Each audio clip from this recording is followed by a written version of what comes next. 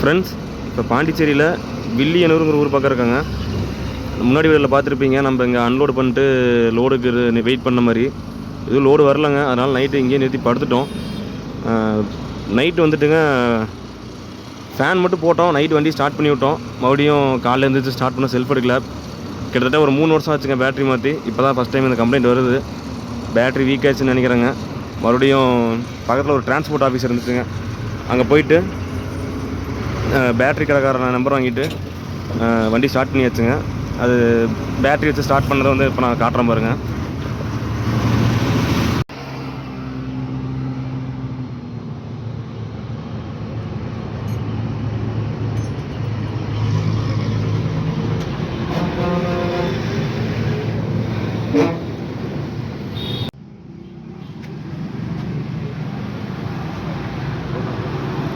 அடிக்கிறீங்களா?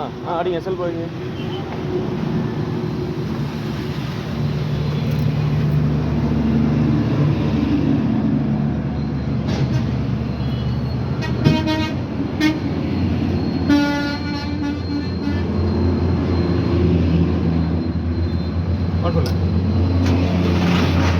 Right, ஓகேண்ணா. எப்படியா start ஆயிடுச்சுங்க. ஓகேவா? அடிச்சு வேகம் ஃபுல்லாக ஏற்றி விட்ருங்க. ஃபோன் பண்ணுங்க, கரெக்டாக இன்னும் ஒரு 6 மணி நேரத்தில் வந்துடுற அப்படின்னாரு. அப்புறம் வந்து ஸ்டார்ட் பண்ணிட்டுங்க. முன்னாடி ஒரு ஹிந்துஸ்தான் யூனிலிவர் லிமிடெட் கம்பெனி இருக்குங்க, அங்கே போய் வண்டி நிறுத்திக்குவோம். ஆனால் அங்கே தான் லோடு ஏற்றோன்னு நினைக்கிறேன். இன்றைக்கி சொல்லுவாங்க வேடசந்தூருக்கு. வேக்கம் சுத்தமாக இல்லைங்க.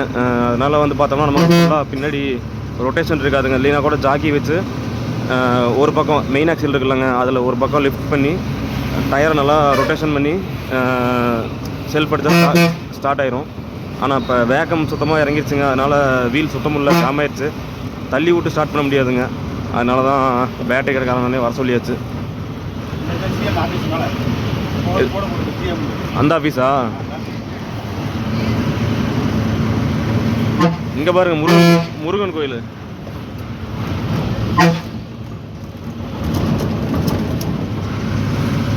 குளிக்கிறதுக்கு வழி இல்லைங்க. குளிச்சு 3 நாள் ஆச்சு. தண்ணி இல்லை, கேனில் காய் எதுவுமே இல்லை. முன்னாடி போங்க, ஏதாவது ஒரு இடம் இருந்தால் லெஃப்டில் எதாவது ஓரம் போட்டுருவோம்.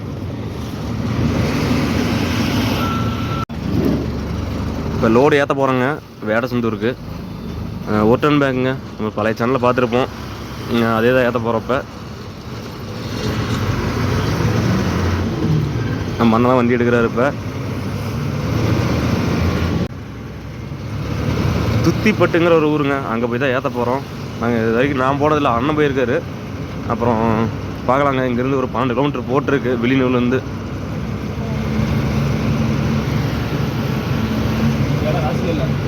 ஆமாம் ஆமாம், நேற்று இங்கே நிறுத்தியிருந்தேங்க. இந்த இடம் கொஞ்சம் ராசியில் போல். என்றைக்குமே பேட்ரி உட்காரவே கிடையாதுங்க, டவுனே ஆகலை. நேற்று ஆயிடுச்சு. டக்குன்னு வண்டி எடுத்துகிட்டு காலைல அங்கே போனாங்க. போயிட்டு ஒரு 1/2 மணி நேரத்துலேயே ஃபோன் பண்ணிட்டாங்க லோடு இருக்குன்ட்டு. இது வந்து கிரேனில் தாங்க ஏற்றுவாங்க. நான் ஏற்றும் போது காட்டுறேன் எப்படி ஏற்றுறாங்க அப்படின்ட்டு.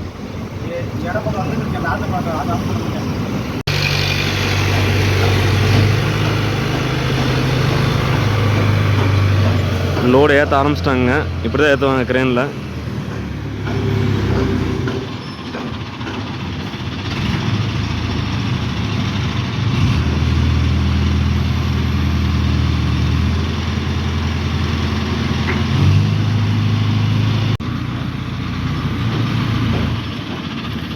அண்ணன்ட்ட கேட்பேங்க, கிரேனில் உட்காந்து போகலாம், என்ன போனதில்லை கிரேனில்.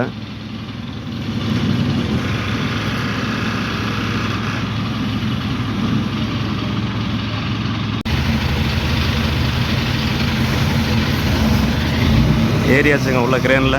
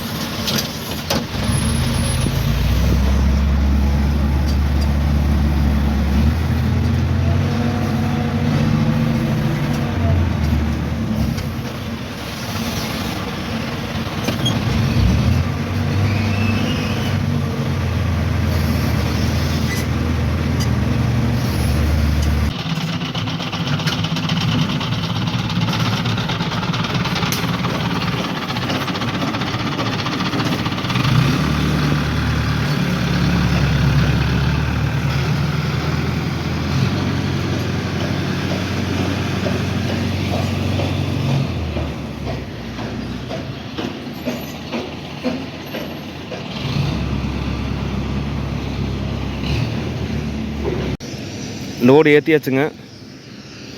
அவ்வளோதான், பாய் போட்டு கிளம்பலாம். லோடு ஏற்றிட்டு கிளம்பியாச்சுங்க. ஒரு பை தான் போட்டிருக்கோம், பச்சை பை தான் போட்டிருக்குங்க. எஸ்ஆர்எஃப் போடல. மழை வராதுங்க, ஒரு நம்பிக்கை தான். எடுத்துகிட்டு நம்ம மனம் தான் எடுக்கிறாரு.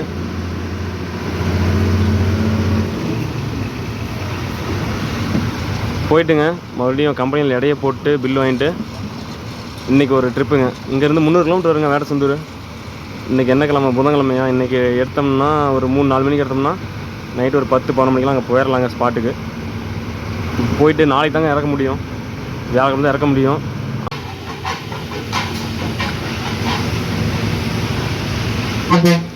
பாருங்க ஒரு 3 டர்னிங் வருங்க. 3மே வந்து பார்த்தா கொஞ்சம் கேர்ஃபுல்லாக தாங்க நம்ம போகணும்.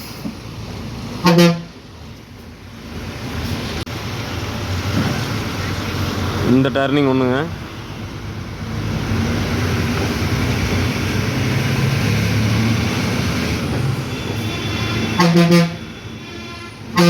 ஆப்போசிட்டில் வண்டி வருதுண்ணா. லெஃப்ட் வந்துடுங்க, கொஞ்சம் லெஃப்ட் வந்துடுங்க.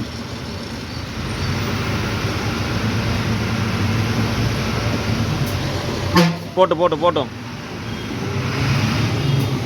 போகலாமாங்க.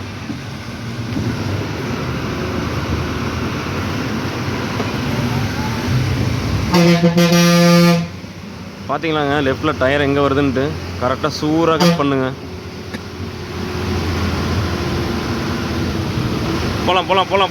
போகலாமாங்க.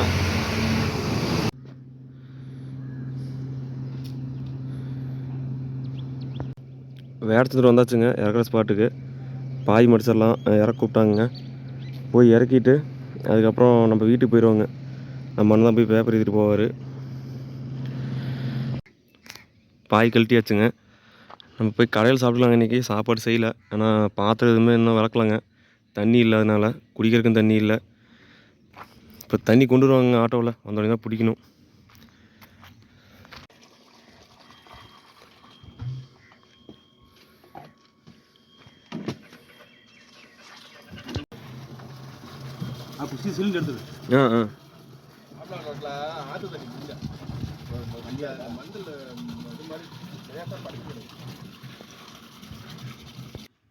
ரெண்டு கிணக்கு தண்ணி பிடிச்சாச்சுங்க. இன்றைக்கி ஹோட்டல் கடை பார்த்து திறக்கல, அதனால் இன்றைக்கி இருக்கிற தக்காளி இவ்வளோ தாங்க இருக்குது மொத்தமே.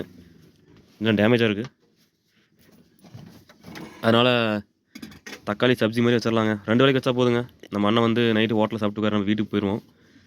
மறுபடியும் நாளைக்கு தேவையில்லை தக்காளி, கடையில் சாப்பிட்டீங்களா? சரிண்ணா, நீங்கள் வந்துட்டு காய்கறி இருக்குங்க, நான் வந்துட்டு அரிசி எல்லாத்தையும் ஊற போடுறேன். குக்கர்லாம் கழுவிட்டு வந்துடுறேன். தக்காளி சப்ஜி ரெடிங்க. அடுத்தது சாப்பாடு வைப்போம்.